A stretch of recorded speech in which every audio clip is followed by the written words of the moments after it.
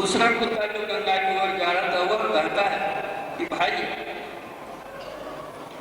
अरे आदमी क्या जानता नहीं है कि अच्छे अच्छे कर्मों को करना चाहिए, परोपकार में कुछ खर्च करना चाहिए, दूसरे की सेवा करनी चाहिए, सत्संग करना चाहिए, साधु संत महात्माओं के दर्शन करने चाहिए।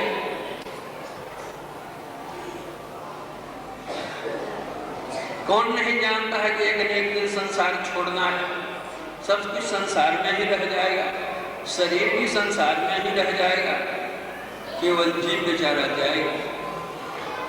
सभी बातों को आदमी जानता है, लेकिन करता क्या है सो देखो। अरे दूसरे की बात तो तुम जाने दो कि रथ पर बैठा हुआ जो अर्जुन है यह बहुत जानकार है, कम या नहीं जानता है। अर्जुन इस बात को जानता है कि भगवान विष्णु के चरण से गंगा निकली है, और अर्जुन इस बात को भी जानता है कि भगवान कृष्ण विष्णु के ही अवतार है। तो भगवान कृष्ण का चरण धोकर के अगर वो पी लेता, देह पर छिट लेता, तो क्या गंगा स्नान नहीं होता? चलाई गंगा स्नान करने के लिए। तो आदमी जानता है सब बात, लेकिन मानता है कहा? मन जाने सब बात, अजान बूझ औन करे, काहे की कुशलात वो सुनता रहा। इतने भगवान कृष्ण आ गए और रथ पर बैठ के चले गंगा की ओर। अर्जुन ने कहा कि भगवान गंगा स्नान हो गया, हम वापस चलिए। तो हम लोग जितना जानते हैं, मानते कितना है?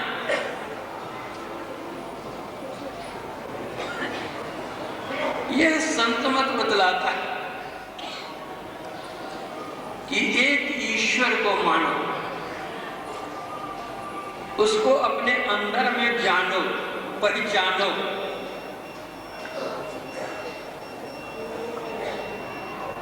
उस ईश्वर को खोजने के लिए कहीं बाहर जाने की आवश्यकता नहीं है। अभी आप लोगों ने पाठ में सुना होगा कि वह ईश्वर कैसा है? व्यापक, व्याप्य, अखंड, अनंता, अखिल अमोघ शक्ति भगवंता, निर्मल निराकार निर्मोहा, नित्य निरंजन सुख संदोहा, प्रकृति पार प्रभु सब पुरवासी, ब्रह्म निरीह विरज अविनाशी। वह परम गुरु परमात्मा स्वरूपतः अनंत है। जो स्वरूपतः अनंत है वह कहां है और कहां नहीं है? वह व्यापक भी है और व्यापक भी है। एक लोहा का गोला है, उस गोले को आप आग में डाल दीजिए, धोंकनी दीजिए, वह लोहा का गोला अग्नि का गोला हो जाएगा, उसमें अग्नि प्रवेश कर जाएगी। जो लोहा का गोला काला रंग का था, अब वह लाल रंग का हो जाएगा। गोला व्याप्य है और अग्नि उसमें व्यापक है। व्याप्य में व्यापक अग्नि है, वह भी अग्नि का रूप हो गया गोला। लेकिन जितना बड़ा गोला है लोहा का, उतनी ही तो आग नहीं है, आग तो और बहुत है। इसलिए उस लोहे के गोले में अग्नि व्यापक होकर के और भी बहुत है। उसी तरह यह प्रकृति, अपरा प्रकृति और परा प्रकृति, इन दोनों प्रकृतियों में व्यापक होकर के परम गुरु परमात्मा उसके परे और कितने हैं वह कहा नहीं जाता, क्योंकि प्रकृति सीमित है। अगर प्रकृति में व्यापक होकर के ही परमात्मा का भी इतिश्री हो गया होता तो केवल वह भी व्यापक ही कहलाते, व्यापकता के परे नहीं होते, तो उसकी सीमा हो जाती है। लेकिन प्रकृति सीमित है।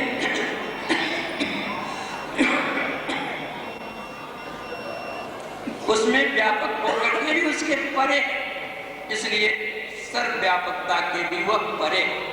प्रकृति को सर्व कहा गया है। उस सर्व में जो व्यापक है वह सर्वव्यापक है, और प्रकृति के जो पर है व्यापक होकर के वह सर्वव्यापकता के भी परे।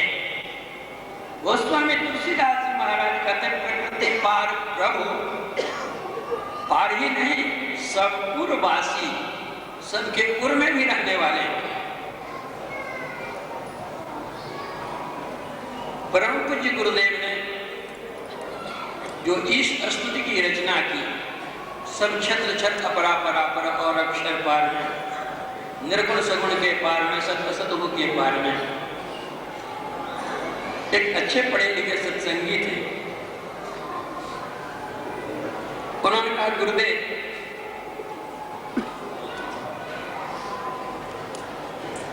पार में पार में पार में जो कहा गया है, इसकी जगह अगर पार है पार है पार है कहा जाता तो अच्छा था। मैं वहां बैठा हुआ था, तो मैंने उस सत्संगी से कहा जो पार है पार है पार है अगर कहा जाए तब तो इस पार नहीं है। अब पार में जो यहाँ है तो पार भी और में भी, इसलिए पार में जो शब्द है यही शब्द ठीक है।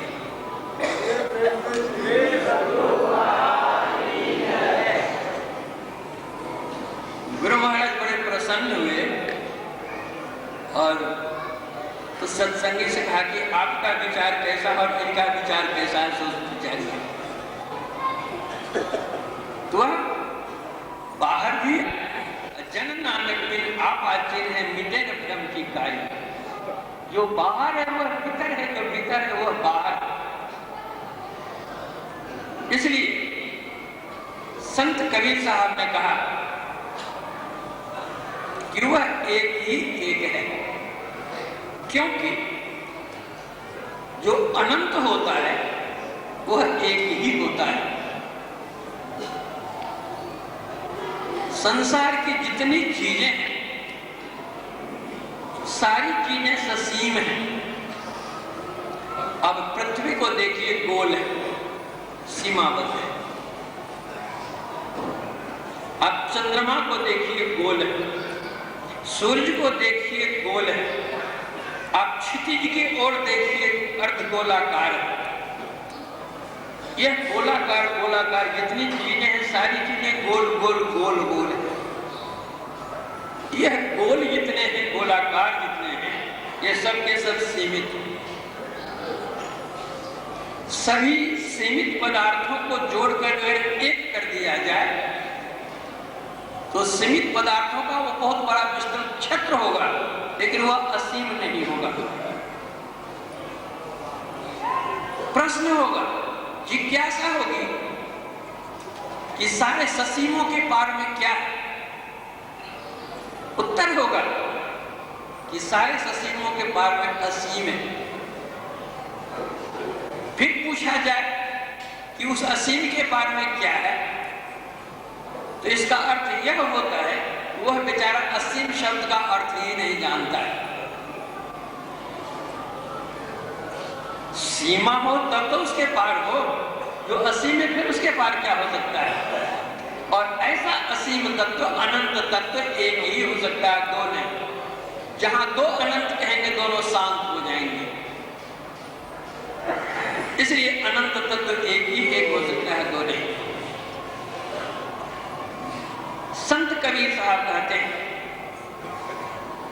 मेरा साहब एक तू, दूजा कहा न जाए। दूजा साहब जो कहूं साहब खड़ा रिसाए, वो एक।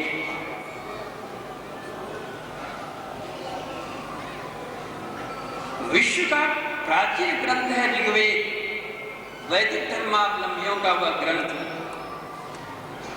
बतलाता है एकम सद विप्रा बहुधा वदंती, वह एक है लेकिन सदविप्र उसे अनेक नामों से अभिहित करते हैं। जैसे कोई जल कहता है, कोई आग कहता है, कोई वाटर कहता है। कहने के लिए 3 शब्द हुए लेकिन तत्व एक ही जल है। उसी तरह परमात्मा कहिए, गॉड कहिए, अल्लाह कहिए और मज़्द कहिए, तितीन कहिए, जो कुछ भी संज्ञा दीजिए, देश के कारण, भाषा के कारण शब्दांतर होता है, देशांतर के कारण भाषांतर होता है और भाषांतर के कारण शब्दांतर होता है, लेकिन शब्दांतर होने पर भी तत्वांतर नहीं होता, वह एक ही है। उस एक को जान लो, फिर कुछ जानने के लिए बाकी नहीं रह जाएगा। और जानने के लिए पहले परोक्ष ज्ञान और पीछे अपरोक्ष ज्ञान। जिस दिन अपरोक्ष ज्ञान हो जाएगा फिर और कुछ जानने के लिए बाकी नहीं रह जाएगा। उसी एक के लिए गुरु नानक देव जी महाराज कहते हैं, एको एक सो अपर परम्पर परख खजाने फायदा। वह एक है, अपर परम्पर, वह सबके परे।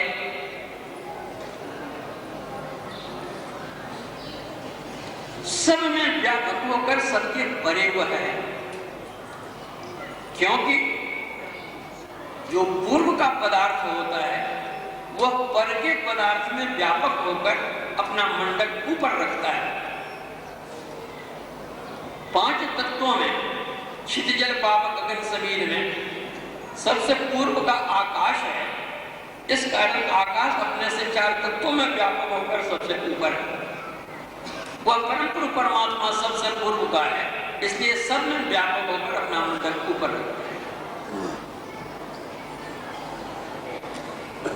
थोड़ी सी मिट्टी को पानी में घोल लीजिए, आप एक कांच के गिलास में रख दीजिए, कुछ घंटे बाद आप देखिए तो आप देखेंगे कि मिट्टी की सतह नीचे जमी हुई है और उसके ऊपर पानी है।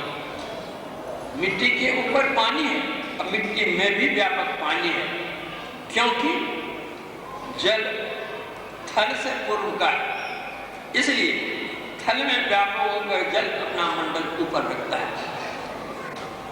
उसी तरह परम पुरुष परमात्मा सर्वव्यापक होते हुए भी सबसे वह परे।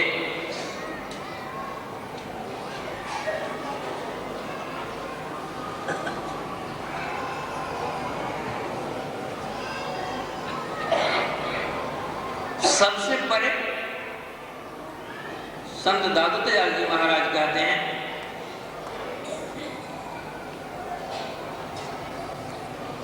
दादू जाने न कोई संतन की गति कोई, अविगत अंत अंत अंतर पट अगम अगाध अगोई, सुन्नी सुन्न सुन्न के पारा अगुण सगुण नहीं दोई, अंडन पिंड खंड ब्रह्मंडा सूरत सिंध समोई, निराकार आकार में ज्योति पुनर्ब्रह्म न होई, इनके पार सार सोई कोई है, तन मन गति पति कोई, दादू दीन लीन चरण चित मैं उनकी शरण हुई।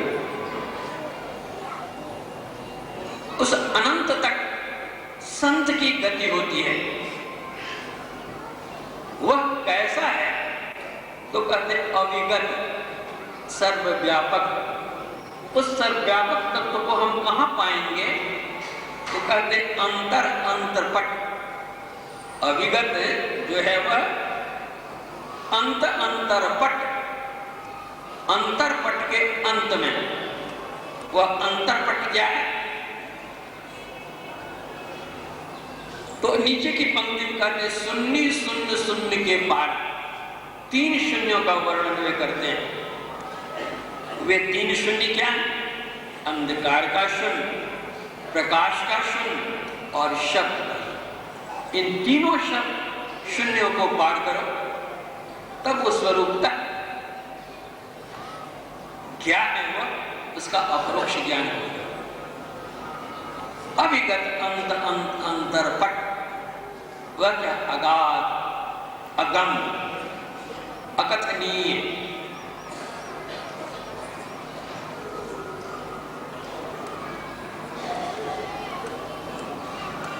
अगुण सगुण नहीं दोई, उसको न सगुण कह सकते हैं और उसको न निर्गुण कह सकते हैं।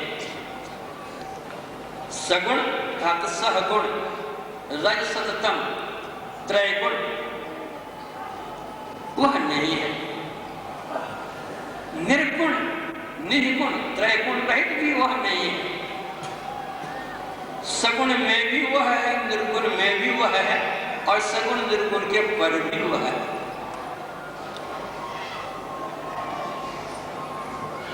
संत कबीर साहब ने कहा,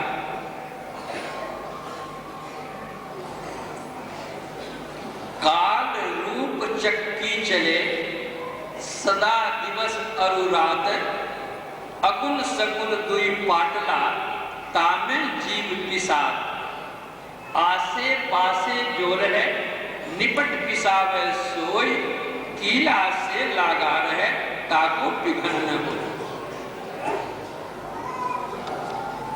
चक्की में दो पार्ट होते हैं, एक पार्ट नीचे रहता है, दूसरा पार्ट ऊपर रहता है। नीचे का पार्ट अस्थिर रहता है, ऊपर का पार्ट घूमता रहता है, लेकिन उन दोनों पार्ट के बीच में एक कील रहती है। तो सगुण जो है वह ऊपर का पार्ट है, यह घूमता फिरता रहता है, और नीचे का पार्ट निर्गुण है, वह घूमता फिरता नहीं है। लेकिन दोनों को छेद कर जो कील है वह निर्गुण सगुण के पर, वह परमात्मा दोनों में व्यापक। चक्की में जो हम दाना डालते हैं सब पिस जाते हैं, लेकिन जो दाना कीले से लगकर रहता है वह अक्षुण्ण रहता है। उसी तरह सगुण निर्गुण दोनों को छेद करके जो कील है वह परम पुरुष परमात्मा, जो उस परम पुरुष परमात्मा को पकड़ कर रखता है, ताको विघन न हो।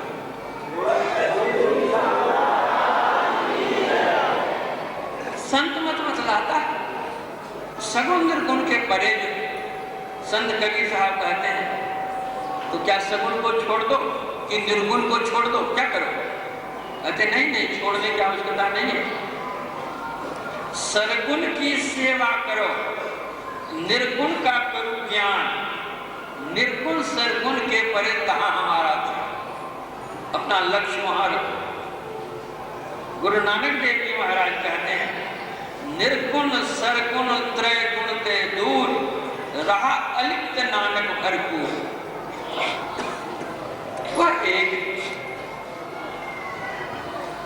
कहां है? सब घट मेरा साइया, सोनी सेज ने कोई, बलिहारी वा घट की जागट पर घट। वो सब में कहो सो कहां जहां प्रभु नहीं, कहां नहीं वो है, वह सर्वत्र। अंडन पिंड खंड ब्रह्मंडा, सूरत सिंध समोई, निराकार आकार न ज्योति, पूर्ण ब्रह्म न होई। उसको पूर्ण ब्रह्म भी नहीं कह सकते, क्योंकि जो सृष्टि मंडल में पूर्ण रूप से व्यापक है वह पूर्ण ब्रह्म है। तो संत कबीर साहब कहते हैं कि घूंघट का पट बोल रहे तो को पीऊ मिलेंगे। घूंघट का पट, घटतम प्रकाश ये शब्द पट, त्रय जीव पर है छाया। ये त्रैपट है, ये घूंघट। संतों ने हम लोगों को समझाने के लिए भांति भांति के उपमा उपमेय का उपयोग किया है, प्रयोग किया है। कभी वे हमको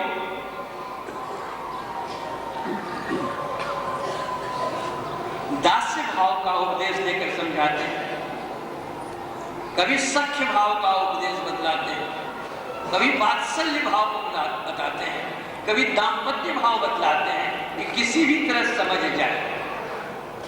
यहां संत कबीर साहब दाम्पत्य भाव में बतला रहे हैं, घूंघट का पट को खोलो, पीयू मिलेंगे, परमात्मा मिलेंगे।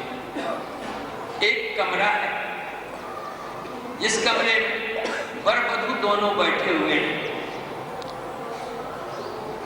वधू के चेहरे पर घूंघट है, जब तक वह चेहरे पर घूंघट है तब तक वह पीयू को, पति को नहीं देख सकती है।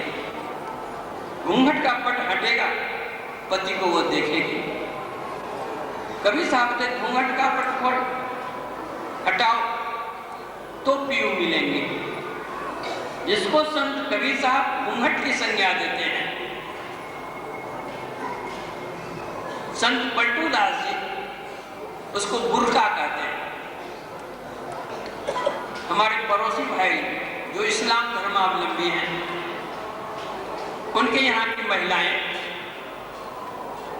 चेहरे पर बुर्का डालती हैं। हम लोग कहते हैं घूंघट अपने यहाँ वैदिक धर्मावलंबी, और वे कहते हैं बुर्का। क्या कहते हैं संत पलटूदास जी महाराज?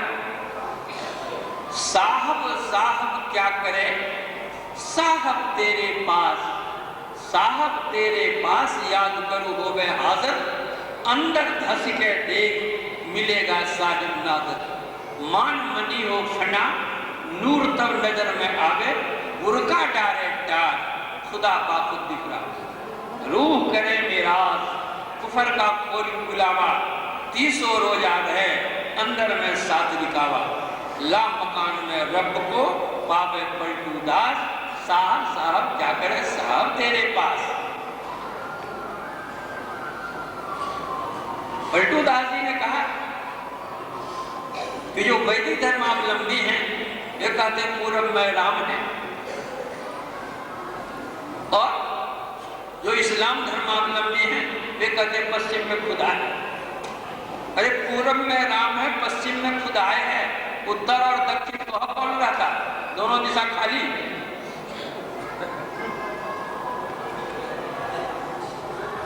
अरे साहब वो कहाँ है, कहाँ फिर नहीं है।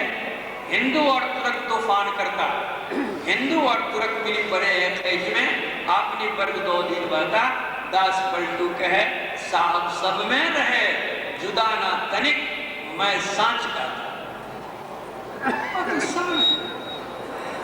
कहते बुर्का डारे डार, बुर्का को हटा दो, खुदा बाखुद दिख रहा।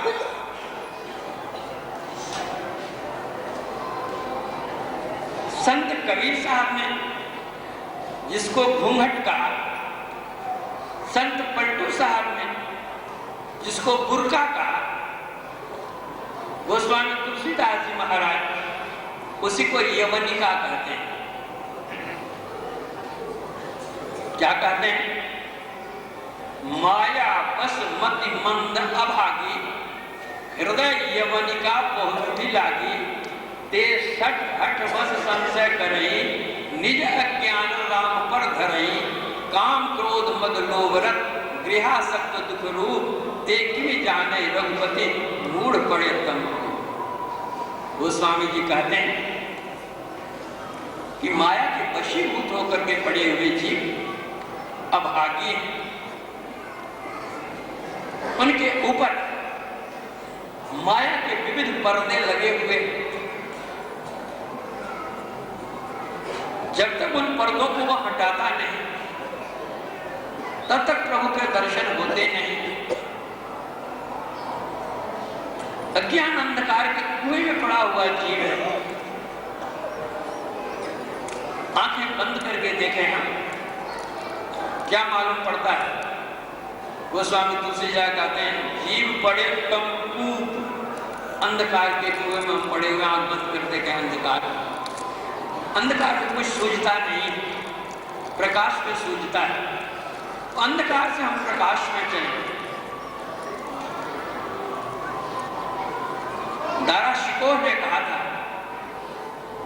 कि अल्लाह के नूर से ये जहान भरपूर है, फिर भी मूर्ख लोग पूछते हैं, अंधे लोग पूछते हैं कि खुदा कहाँ है। अपने ज्ञान कान से चतुराई और अहंकार की रूई को निकाल दो, खुदा की आवाज को सुनोगे। तो जब तक इस पर्दे को नहीं हटाएंगे, त्रैपट को नहीं हटाएंगे, तब तक प्रभु का साक्षात्कार नहीं। इस त्रैपट को हटाओ, फिर प्रभु को पाओ। तो संत कबीर साहब कहते हैं, घूंघट का पट खोल रहे तो कोपरी मिलेंगे, घट घट में वह साईं रमता। वह प्रभु घट घट में व्यापक। वो साईं जी कहते हैं सब उर्वासी, सब में वह है, लेकिन देखने की कला से देखेंगे तभी वो दिखेगा, वैसे नहीं दिखेगा।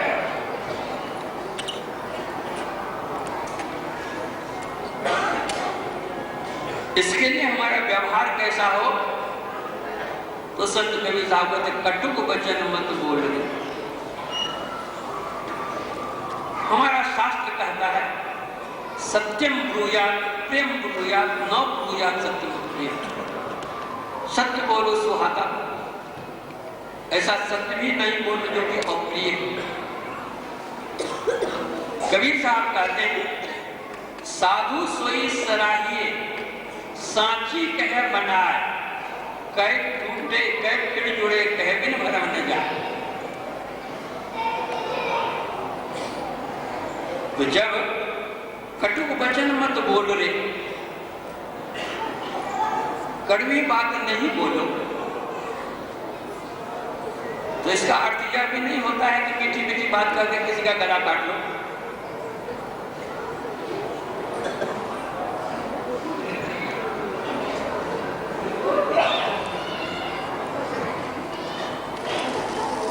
दो तरह के डकैत होते हैं, एक छिपकली की तरह और दूसरा मकड़ी की तरह। आपने देखा होगा छिपकली दीवार पर चलती है, चलती रहती है और जहां कहीं मक्खी बैठी हुई रहती है, आक्रमण करती है, एकाएक पकड़ लेती है, उसको निगल जाती है, खा लेती है। मकड़ी क्या करती है, अपना जाला बनाती है, जाला लगा करके उसमें बैठी हुई है मकड़ी, उसमें मक्खी उड़ती फिरती आती है, जाला में फंस जाती है, उसको वह निकल जाती है मकड़ी। तो ये दो तरह के डकैत, एक तो मारते हैं, कूटते हैं, लूटते हैं, फूटते हैं, तब उसे ले लेते हैं। और दूसरे डकैत हुआ कि मीठी मीठी बोली बोल करके उसका सब कुछ अपहरण कर लेते हैं। जो सीधा अटैक करता है वह तो छिपकली के समान है, और जो मीठी मीठी बात बोल करके सब कुछ अपहरण करता है वह मकड़ी के समान है। पढ़ा था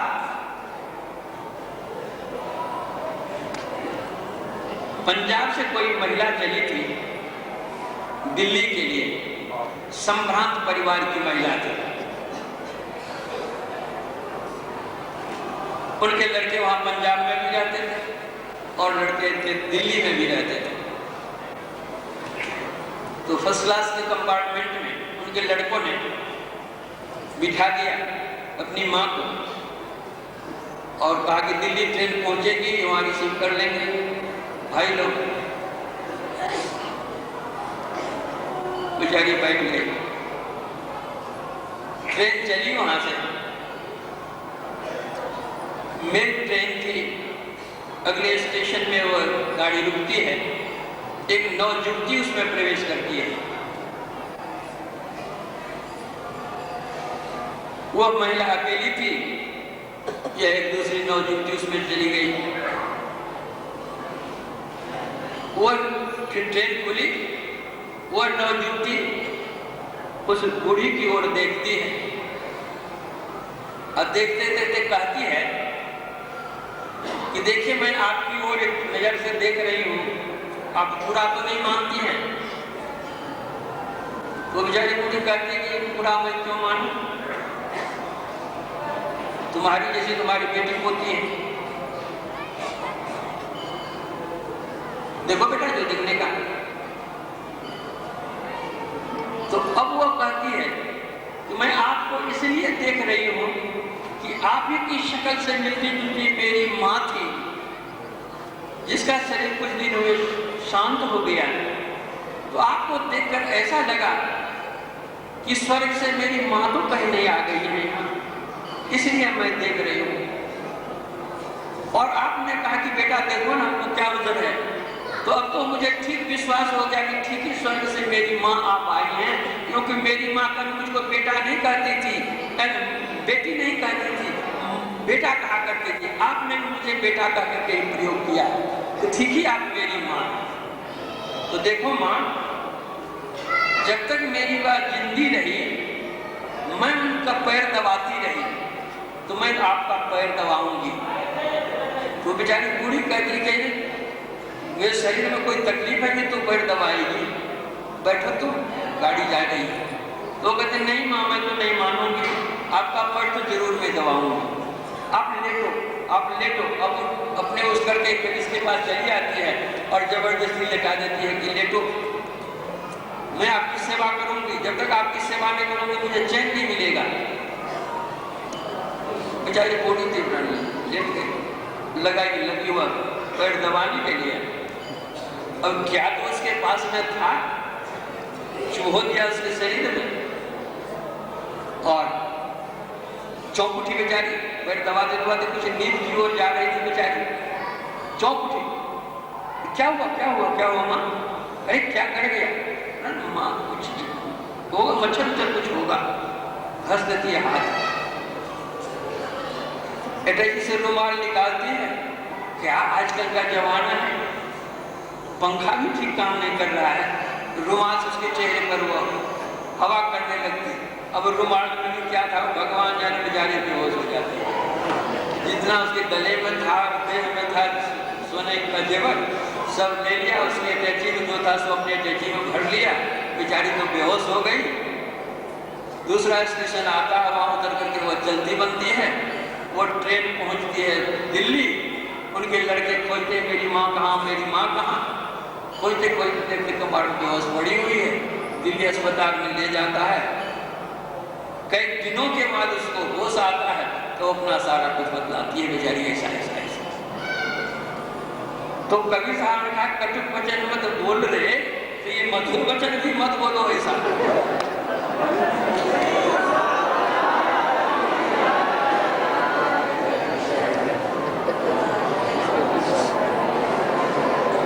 तो अपने घट का पट जब तक नहीं खुलेगा तब तक हम प्रभु को नहीं देख सकते।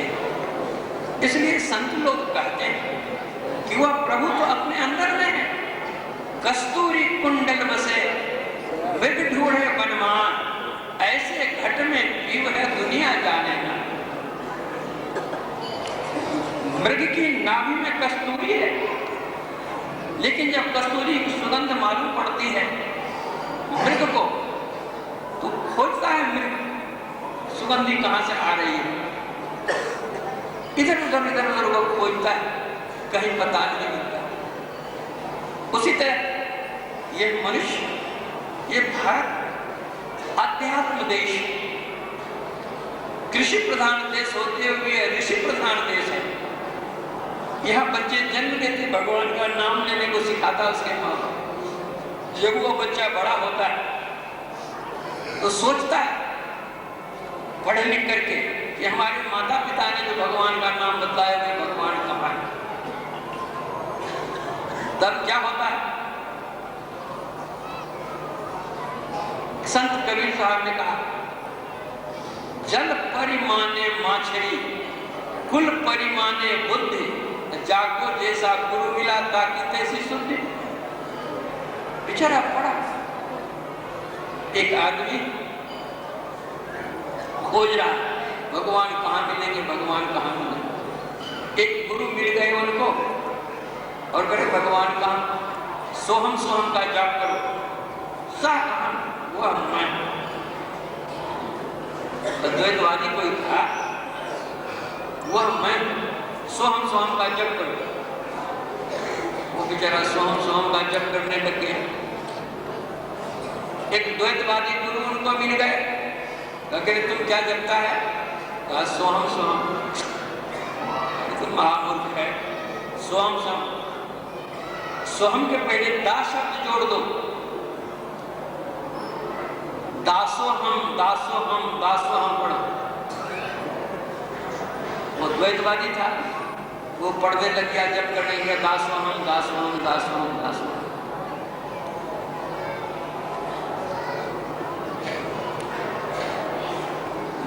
अद्वैतवादी ने बतला दिया सोहम, अद्वैतवादी ने बतला दिया दासोहम। विशिष्ट अद्वैतवादी से भेंट हो गई, उन्होंने कहा तुम क्या जपता है? तो दासोहम दासोहम। तुम महामूर्ख, दासोहम मत जपा कर। तब दो के पहले 100 लगा दो, सदा सोहम सदा सोहम सदा सोहम। वो सदा सोहम जपने लगे। अब बेचारा जपे तो सदा सोहम जपे कि दासोहम जपे कि सोहम जपे? वो जपे क्या? तो जाको जैसा गुरु मिला ताकि तैसी शुद्ध। संत जन कहते हैं सत्संग करो, सत्संग से यह ज्ञान होगा कि सत्य क्या है, असत्य क्या है। बिनु सत्संग न हरि कथा, अतहि बिनु मोह न भाग। अब मोह गए बिन राम पद, कोई न दृढ़ अनुराग।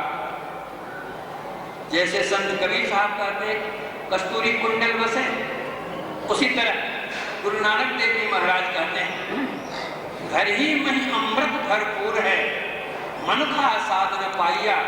यूं कस्तूरी मृग न जानिया, नर्मदा भरम बुलाई। ये भी मृग की उपमा देते हैं, कस्तूरी मृग की। संत दादू दयाल जी महाराज कहते हैं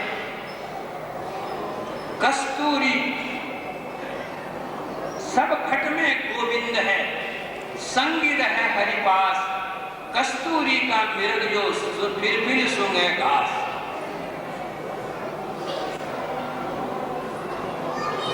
गोस्वामी तुलसीदास जी महाराज कहते हैं ज्यों कुरंग निज अंग रुचिर मत, अतिमतिहीन मरम नहीं पायो। खोजत गिरि तरु लता भूमि बिल, परम सुगंध कहां से आयो। तुलसीदास जी ने कैसी उपमा दी है? मृग की उपमा दी है, लेकिन मृग की उपमा देकर इन्होंने क्या बात कह दी?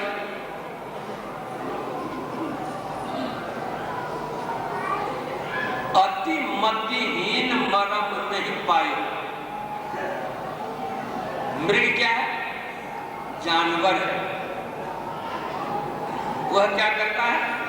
गिरि तरु लता भूमि बिल में वह खोजता है। तो जो जानवर है वह तो गिरि तरु लता भूमि बिल खोजता है। तुम तो उससे भी मतिहीन हो कि यहाँ वहां अपने अंदर खोजना छोड़ करके जहां तहां जो तुम खोज रहे हो, तो तुम क्या उस जानवर से कम हो?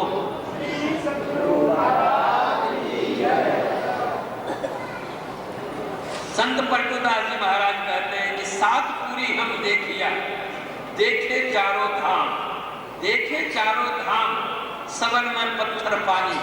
कर्मन के बस पड़े मुक्त की राह बुलानी। चलत चलत फक सके छीन वही अपनी काया। काम क्रोध नहीं मिटा बैठकर बहुत बनाया। ऊपर डाला धोए अब मैल दिल बीच समानी। अब पत्थर में गया भूल संत का मरम न जानी। पलटू नाहक पछुए संतन में है नाम। 7 पूरी हम देखिया, देखे चारों धाम। अरे देहस्था सर्व विद्याश्च, देहस्था सर्व देवता, देहस्था सर्व तीर्थानि, लेकिन गुरु आपके न लगे। इसलिए बिन सदगुरु न रात बुलाना, खोजत फिरत राह नहीं, खोजते फिरते काम नहीं।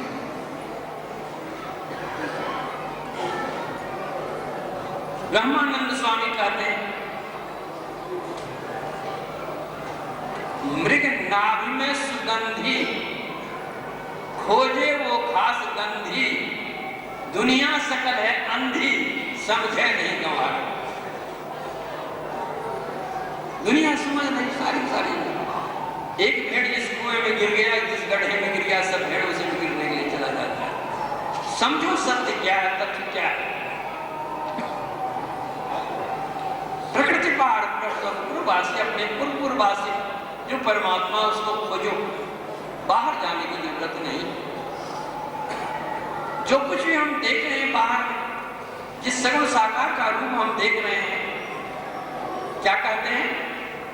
भगत हेतु भगवान प्रभु राम धनुतनु भूप किए चरित्र पावन परम प्राकृत नर अनुरूप यथा अनेकन वेश धरी नृत्य करे नट कोई सोई सोई भाव दिखावई आपुन होई न सोई। वही नट है, बहुरूपिया है, विविध रूपों को वह बनाता है। जिस रूप को वह बनाता है उस तरह का तमाशा करके वो दिखलाता है। उसी तरह परम पुरुष परमात्मा भगवान जो नर रूप धारण करते हैं, वो नर लीला करते हैं, लेकिन वे नर लीला के अनुकूल नर ही नहीं हो जाते हैं। आप लोगों ने टीवी देखा होगा, महाभारत और रामायण का सीरीज देखा होगा। राम भगवान कैसे किए, सीता ने कैसा किया, लक्ष्मण ने कैसा किया, रावण ने कैसा किया, कुंभकर्ण ने कैसा, सब करके दिखलाया। तो क्या जिसने राम का रूप धारण किया वो राम बन गया? सीता का रूप जिसने धारण किया, क्या वो सीता बन गई?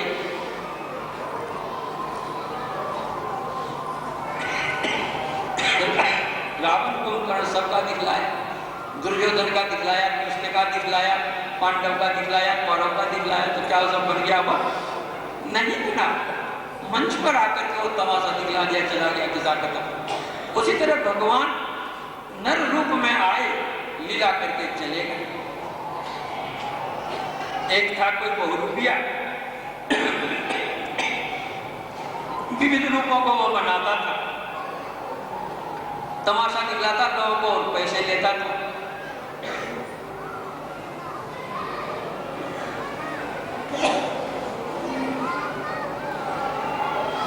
लोगों ने बड़ी प्रशंसा की। तो एक दिन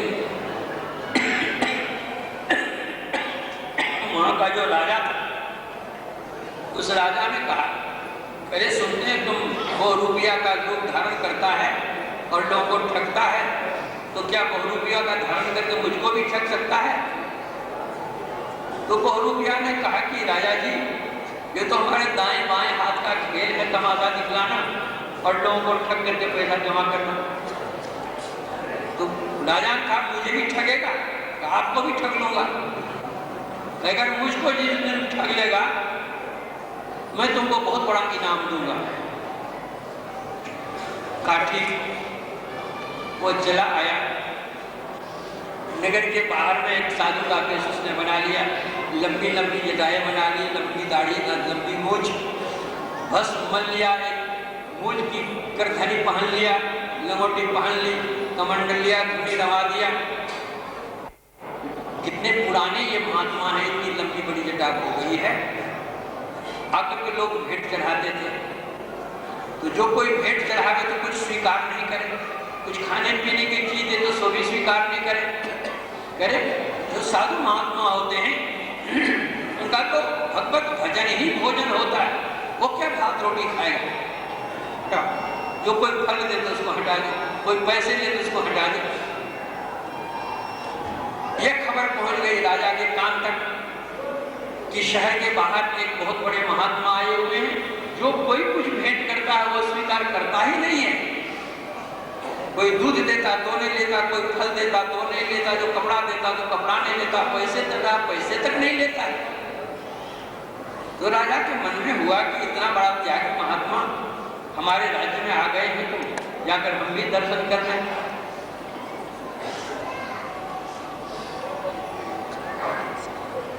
तो राजा भी पहुंचे, देखते ठीक से जटाजूट भस्मभूत। राजा ने प्रणाम किया, तो अब राजा है तो क्या करेगा बेचारा, उनको भी तो कुछ देना चाहिए।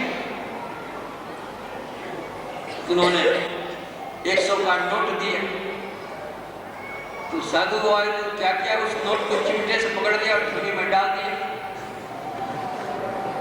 राजा ने देखा वास्तव में जो सुनते थे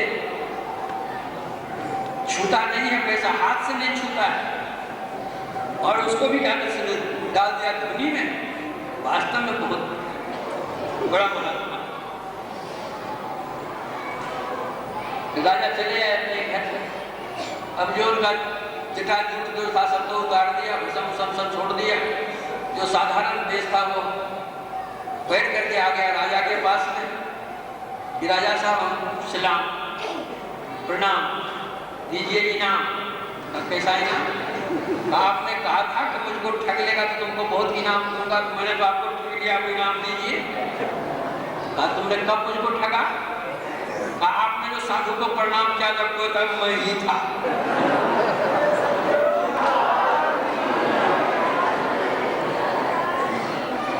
अरे तुम था, मैं था। अरे तुमने जो ठग लिया सो तो ठग लिया, लेकिन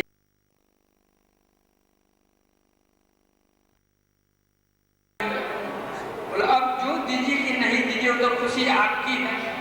लेकिन उस समय जो मैंने सन्यासी का वेश धारण किया था और आपने पैसे दिए थे, मैं अगर पैसा छुआ होता तो सन्यासी वेश में ठेस लग जाती, तो मैं कैसे आपका पैसा छूता?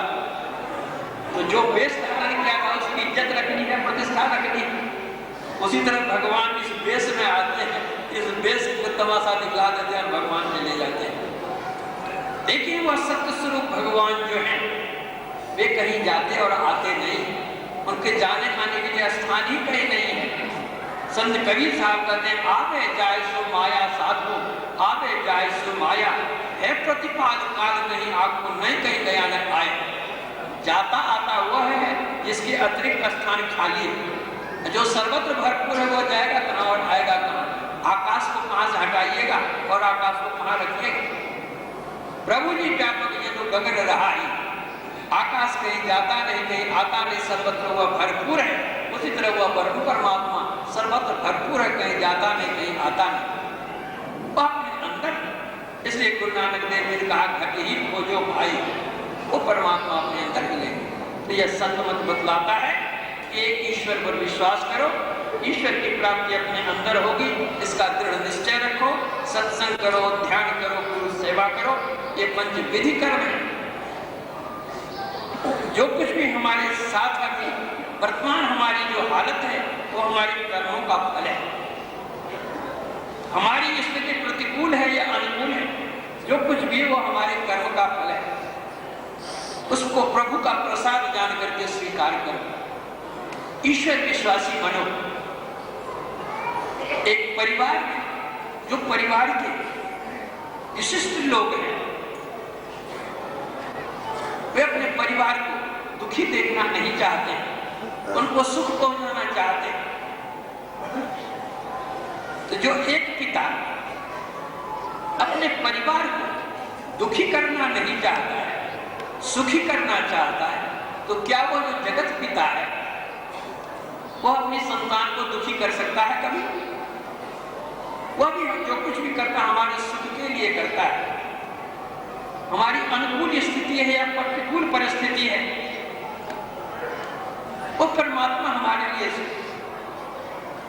जो कुछ करते हैं अच्छे ही करते हैं, यह समझ करके उसको स्वीकार करना चाहिए।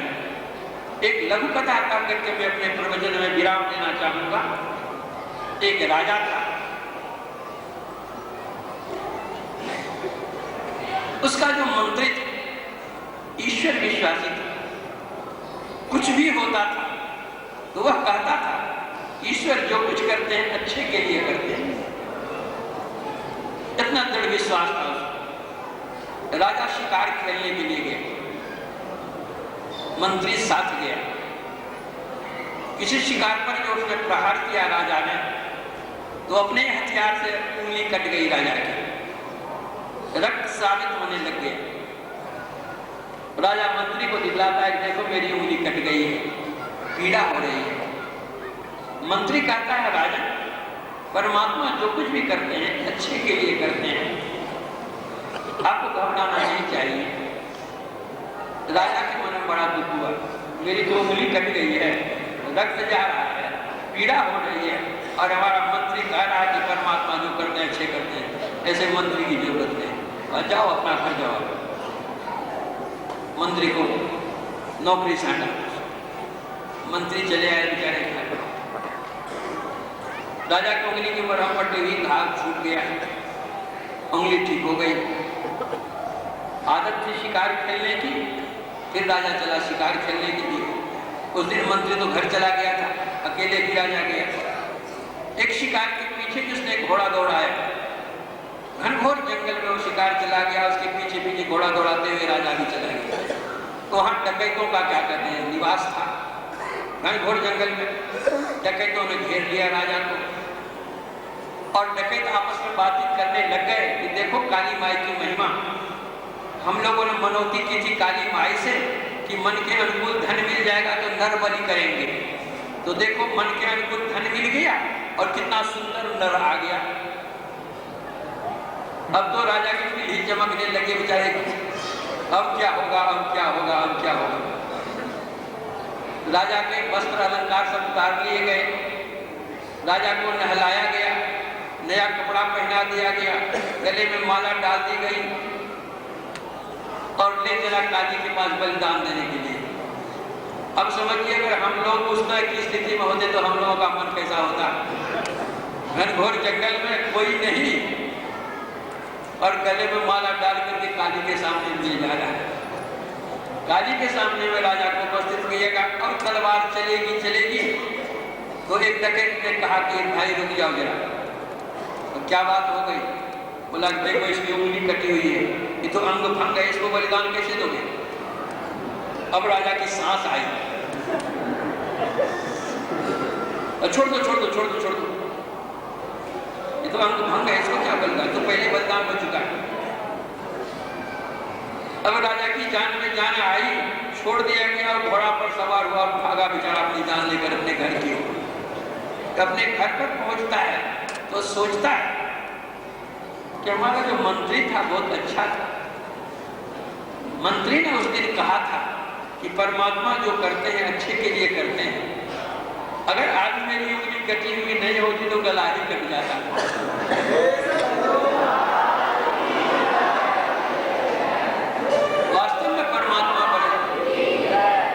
वास्तव में परमात्मा बड़े दयालु हैं। मंत्री को बुला लेना चाहिए, बड़ा बुद्धिमान मंत्री है। मंत्री को बुला लिया राजा ने और जंगल में घटी घटना उसको सुनाई कि ऐसी ऐसी घटना घटी है मेरे साथ। मंत्री ने कहा राजा, मैंने तो उसी दिन आपसे कहा था कि परमात्मा जो कुछ करते हैं अच्छे के लिए करते हैं, लेकिन मेरी बात आपको उस दिन अच्छी नहीं लगी तो मैं आपका क्या करूं? आपने कहा घर चले जाओ, मैं घर चला गया। राजा ने पूछा कि अच्छा बताओ, अरे उंगली मेरी कट गई तो गला मेरा नहीं कटा, तो मेरे लिए परमात्मा ने अच्छा किया, लेकिन तुम्हारी